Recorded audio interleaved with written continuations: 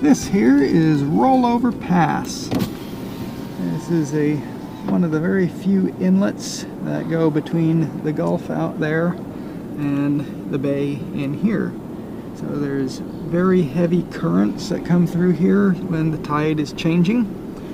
So most of these people out here are fishermen because there's lots and lots of fish that are drawn to this current here because it brings lots of food in and out. And as such, there are also a lot of birds here that come for that exact same food and sometimes for the fish. So out here we have a boatload of terns and a few black skimmers in there, but mostly I want to talk about the different types of terns that are down here on the coast. The biggest one is the Caspian tern. It's a big white tern with a big black cap and a big giant red bill with a dusky kind of dark tip. Very noticeable large bill. The next, and a little bit more common today, is the royal tern. There's a lot of royal terns in this group. They're just slightly smaller than the Caspians, and they have orange bills. Bills aren't quite as large, but still pretty large bills. And big black cap on top of their head, light colored body.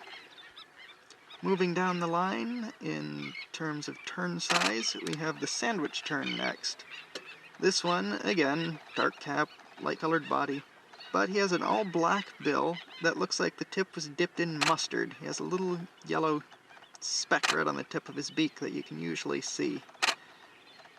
Then, keeping going on down, we've got the Forster's tern and the common tern. These two are, again, very similar, but there are noticeable differences. The main one being the common tern is shorter and squattier than the Forster's tern. When they're sitting next to each other, this is a very obvious difference.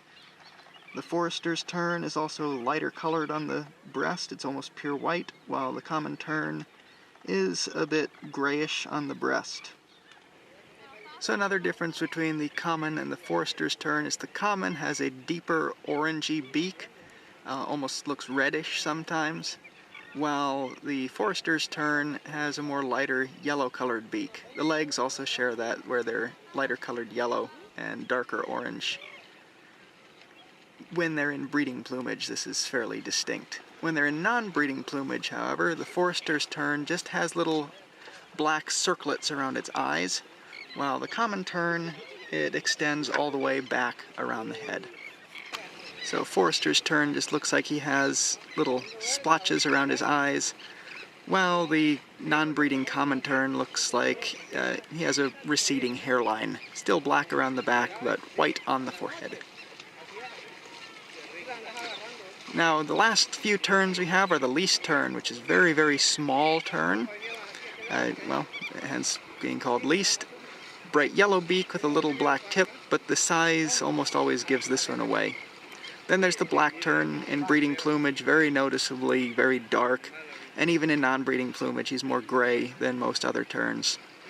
And then another one that I did not mention earlier is the gull-billed tern. They usually are a little bit different in habits than the other terns I mentioned. The gull-billed terns, they like to be more over marshes and mud flats areas, big grassy areas along the coast, instead of being actually on the water, though you will get them along the shoreline occasionally as well. This is a snowy egret. I've seen plenty of them up at the rookery, but here's one actually wading in the wild.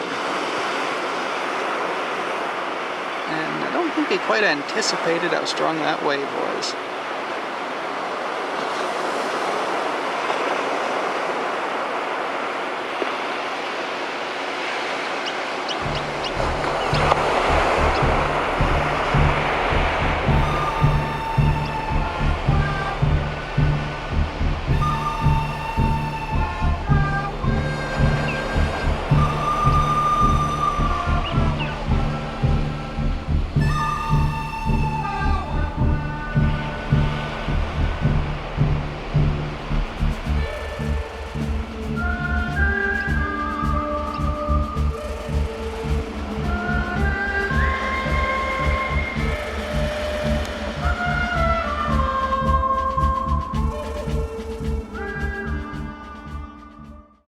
are on the Intercoastal Waterway at the Stingery Restaurant, looking at some birds that'll be following up behind this barge. After this, we'll head on down the Bolivar Peninsula and look for more shorebirds. Yeah. There's all, oh, look at them lifting off. They know where the restaurant is and they see us out here. Well, where's the black terns? There's some. You can see them. They're further back down there, the smaller ones. 3 more coming out. Right on their way. Yeah.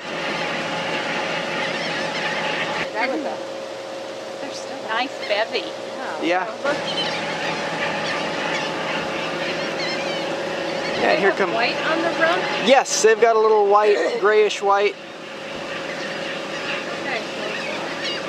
And here's a nice brown pelican slowly flying over the water. So, a nice little look behind the barge there. Eat lunch, and then we're heading down to Bolivar Flats to look at all the different shorebirds and some more gulls, maybe some more terns. But let's head down and see what we see. Now we're just arriving to Bolivar Flats, and on the entrance road we have long-billed curlew walking in the grass on the side of the road. And there's the shot. Scissortail flycatcher sitting right on the Bolivar Flats sign.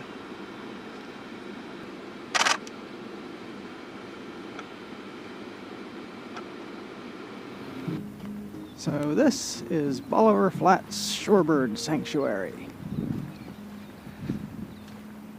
They've got a lot of this roped off for nesting birds, which is good, as there are indeed a lot of plovers and stuff that nest up there, and you do get people that disregard the signs and drive up and down the beach, so it kind of makes a little bit of protection for the birds.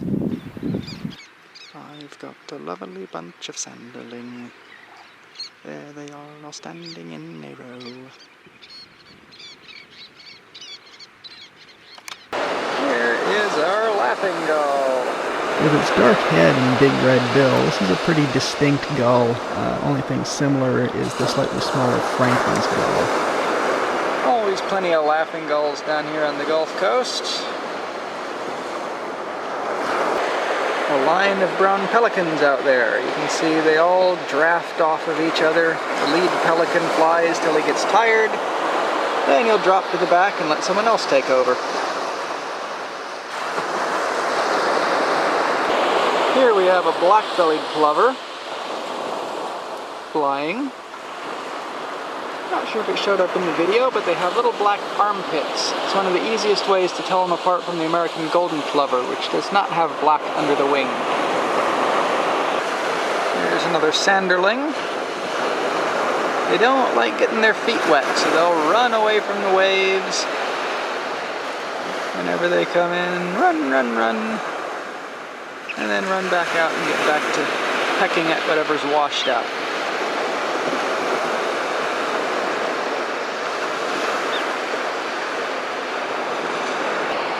And here we have a ring-billed gull. Actually does have a ring around its bill, no dark head, and about medium size, so it's not a herring gull for sure. No dark head, so it's not a laughing gull. Fairly common gull down here on the coast. And actually, there's another. Along with some ruddy turnstones. This is a ruddy turnstone.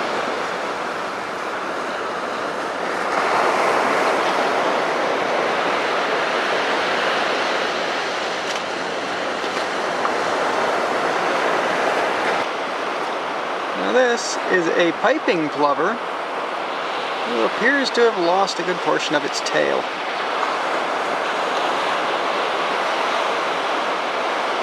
At least a few feathers are missing out of there. It looks a little sparse.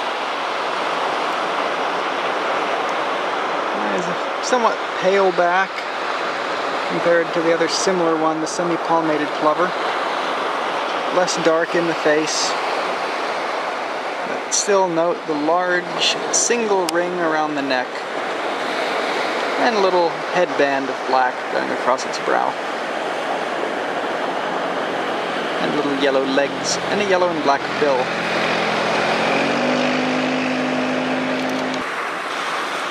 Here's a nice example of a semi-palmated plover. See how much more dark in the face it has than the piping plover, and a darker back. Still has yellow legs and a two-tone yellow and black bill. Here we have a willet, fairly large shorebird. You can see how it is in relation to the ruddy turnstones and the laughing gulls. Long-legged, straight-billed, fairly unmarked when it's just standing there and walking, but when it flies it has a bright white and black zigzag pattern on its wings. And it gives a very distinctive call. Which is where it got its name, willet.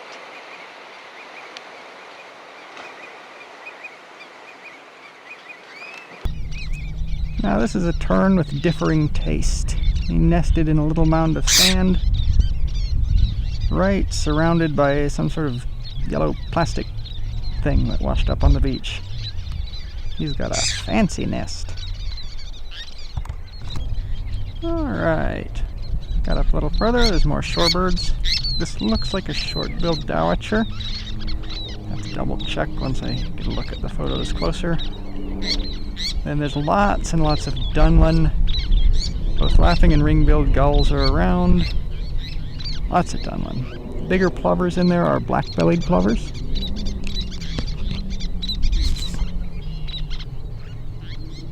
More dowitcher, willets.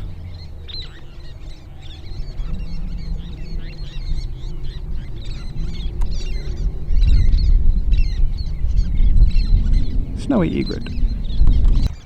In with these dunlin, there appear to be some semi-palmated sandpipers. They're smaller with shorter bills that are stubbier. And back here, there's a greater yellowlegs and a lesser yellowlegs. Notice how more finely proportioned the lesser yellowlegs is. Small straight bill. While the greater yellowlegs is larger, has more barring on the flanks, a heavier bill that has a slight uptick to it. Here we have several least sandpiper. Our smallest sandpiper, slightly down-curved bill, brownish back with nice patterning on it, and yellowy legs. You can see how small they are even compared to that semi-palmated plover.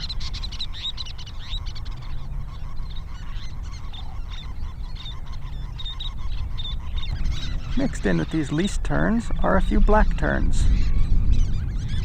You can definitely see the striking plumage difference between the black terns and most other terns that we'll have around here. They're slightly larger than the least. In the water here are some whimbrel. Long curved beak, more dark in the crown than the long-billed curlew, and a shorter bill.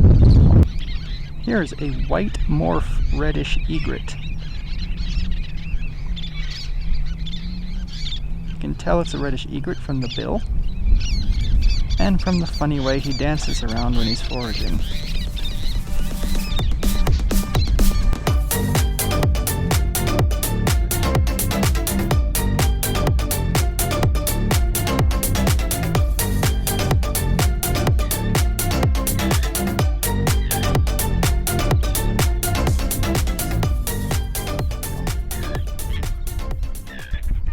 You can see the pelicans out here feeding and diving, and the laughing gulls will often try and steal from them. Least terns are also feeding out there.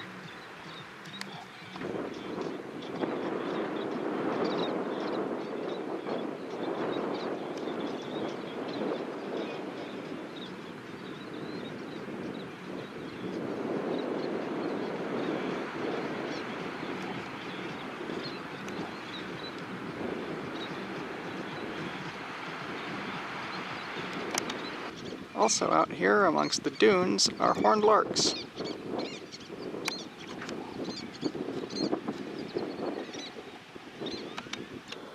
Jesse, what did you say those were? This is a white-tailed kite that's chasing a northern harrier.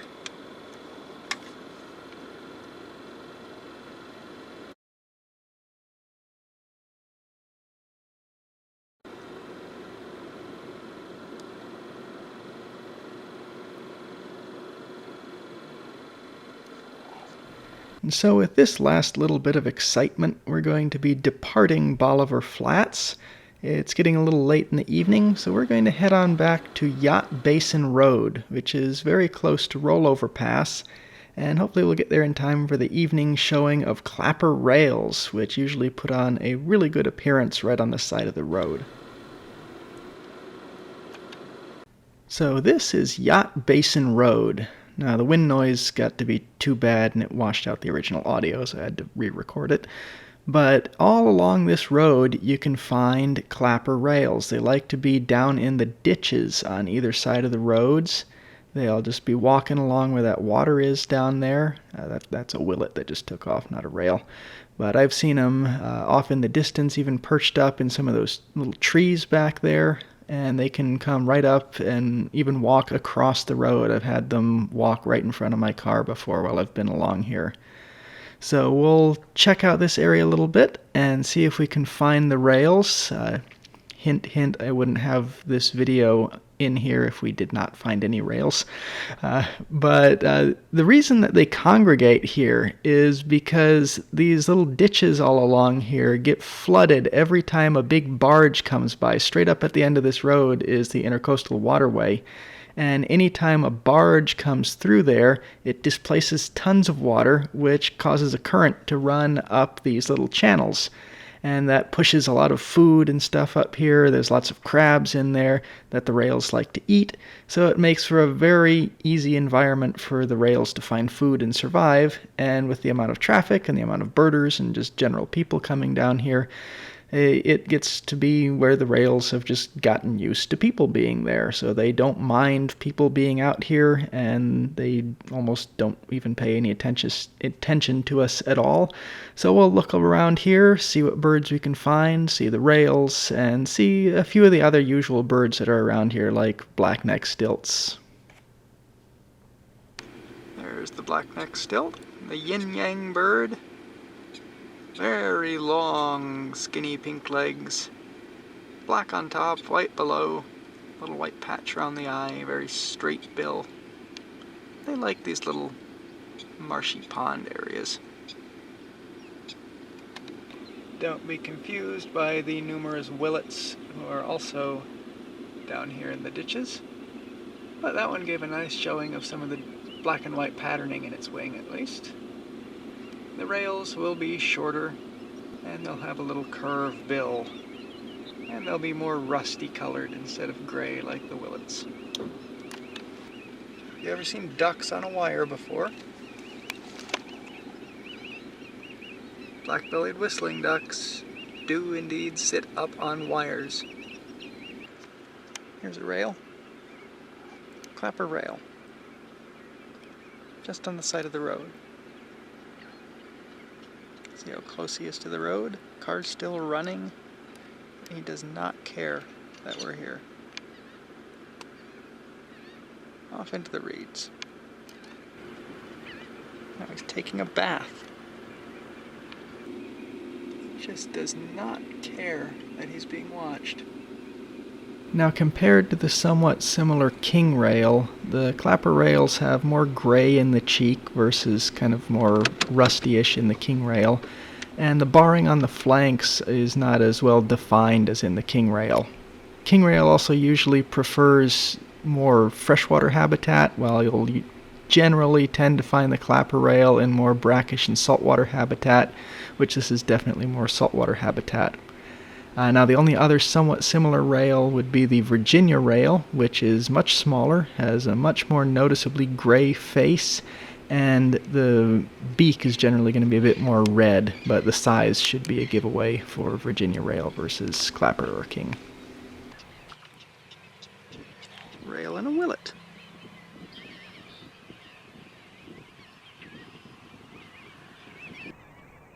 Looking for more crabs.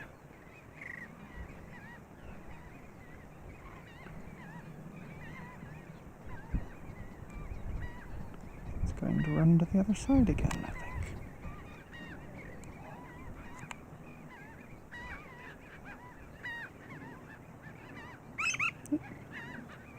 Here it comes.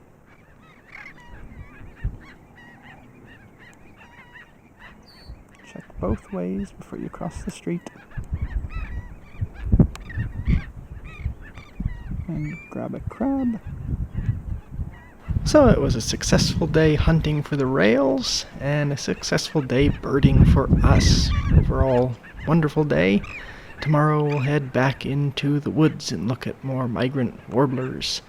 But until then, I'll see you next time, birders.